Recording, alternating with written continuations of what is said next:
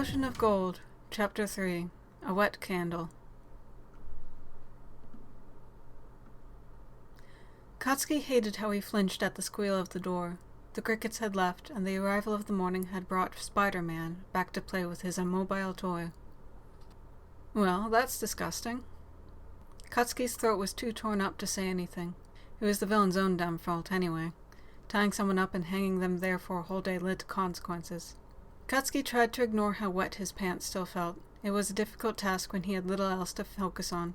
Replaying the final exam in his mind kept him occupied for a while, at least. Spider-Man tisked. Really? You're going to leave that for me to clean up? And you got it on my web, too. To think I even brought you some water. Katsuki perked up. Water. His throat was so dry, so torn up by all the screaming that he could barely swallow. Useless screaming, since there wasn't anybody around to hear except for Spider-Man, who seemed to disappear completely from this location when he wasn't interested in his toy. All it did was use up energy he was learning he needed to conserve. The villain chuckled. Yes, nice, fresh, bottled water, spring water if the label is to be believed, he said, but why should I give it to you? He was so thirsty. He struggled against his bonds, his muscles twitching from being locked up for so long. The darkness was something he was getting used to, kept level-headed by the fact that he knew Recovery Girl would heal everything up once he got out of here. He still wanted to pummel the guy, but that had fallen lower on his list of priorities. Spider-Man hummed, carefully stepping closer. Open your mouth and be grateful. Katsuki was all too eager to follow the order, and water sloshed in a plastic bottle, getting tantalizingly closer. Liquid splashed on his face, and a tangled scream ripped from his already torn throat as his eyes and skin burned. What? I thought you wanted some water, the villain teased, eerily calm as Katsuki's face burned. Don't tell me I went out and got this for you for nothing. Katsuki didn't have the room to escape the bottle's lip from being pushed in his mouth. He heard something big and loud clatter beneath him, splashing into the puddle of urine. He didn't have time to think about what it was before he puked. His position didn't lend itself to easily expelling yesterday's lunch, but his body sure tried. Salt water. The salt burned on his face and made it difficult to breathe as he alternated between coughing and gagging, his head spinning. His stomach cramped, the rush of salt immediately rejected. What a hero you look like right now. Oh ha, I think this is actually ocean water. Those pesky water bottle empires always mislabeling and misleading the public. See, this is something that your typical government-regulated pro-heroes won't tell you about. Katsuki struggled for breath, but he had no more screams for this man.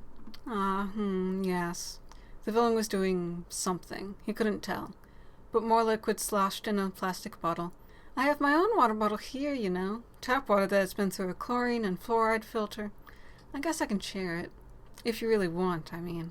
God, Katsuki wished this guy would stop with the dramatics and give him the fucking water already. It could have been another trick, but he opened his mouth anyway, gasping for breath. The new bottle was pressed to his lips. Water went down the wrong pipe at first, eliciting more coughing, but thank God it was normal water this time. Katsuki drank greedily, not caring how it looked to the villain or that he was drinking straight from his hands. It was water, and he was thirsty. A faint whine escaped him when the bottle was taken away, and he tried to catch it again, but the villain was already stepping away. So greedy, you little heroes. I think that's enough for now.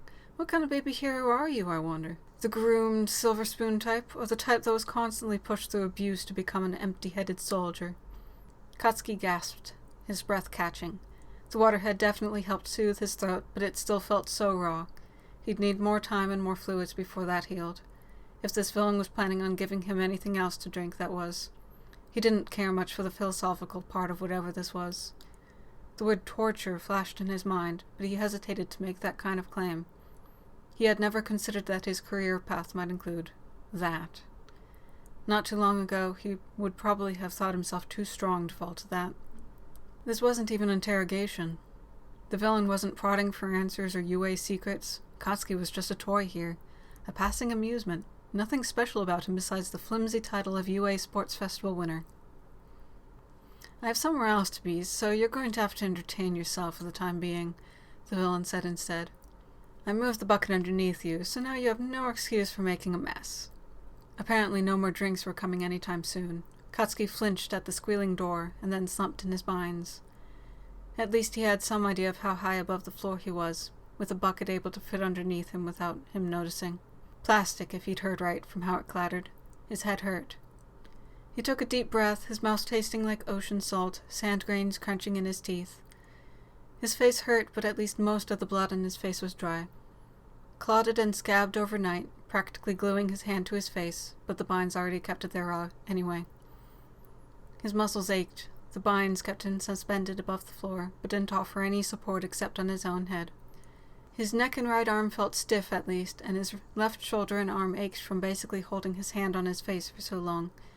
His legs were tired. He wanted to move, but he also just wanted to rest.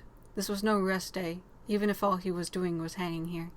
Was anyone even looking for him out there? Izuku, of course, always trying to get his attention, always trying to be his protector and savior. Katsuki always said that was annoying, the self-destructive idiot, but today that looked like his one hope for being rescued. The villain's words from the day before echoed in his mind. He had been right about the relationships in the televised sports festival. It wasn't like he had made friends with any of his other classmates. Shoto, maybe, if half and half saw their competition as good-natured, friendly rivalry, but somehow Katsuki doubted that. His parents were no superheroes, and right then, Katsuki was more worried about them than himself.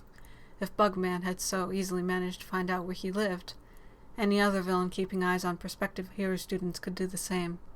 At any point on any day of the last semester, Katsuki had been oblivious to some villain watching from the bushes, the rooftops, or following at a distance as an average pedestrian.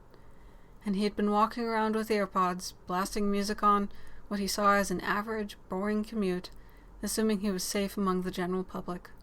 What an idiot he'd been. His parents had no doubt noticed his absence on that first day and alerted the authorities. But what was the chance that they thought he'd run off? Run away after his final exam, where he'd been pounded by All Might, and so fiercely clashed with Izuku, the innocent nerd who was turning out to be a hero prodigy?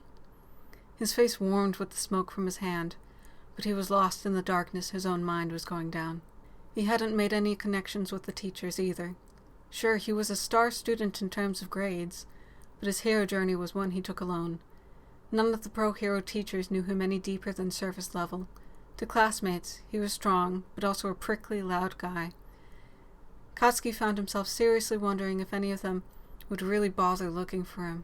He hadn't even been able to keep himself from getting trapped by a 2-bit throwaway villain, again. He was supposed to be training to become a hero. Did he really have that potential? Did his teachers and classmates see that he was really lacking? Maybe he should have taken that first lesson with All Might to heart after his classmates had picked apart his fight against Izuku and seen all the ways they had tackled the lesson. His eyes burned with fresh salt, tears wetting the crusted blood. Something inside his chest felt empty. His parents, Izuku, they were his hopes right then. As a minor, a missing kid alert wouldn't go unnoticed. Probably. Izuku and his parents would push for him to be found. If the pros didn't have better things to do, like fight bigger villains and save people who actually mattered. Dark thoughts suitable for the dark he found himself suspended in. Izuku was just a student, just like him. What was the twerp going to do? Run in and punch the villain into space? Based on previous experience, that would be just his luck. Katsuki coughed.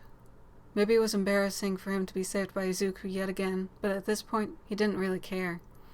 He just wanted out. He just couldn't do anything about it. End of Chapter 3.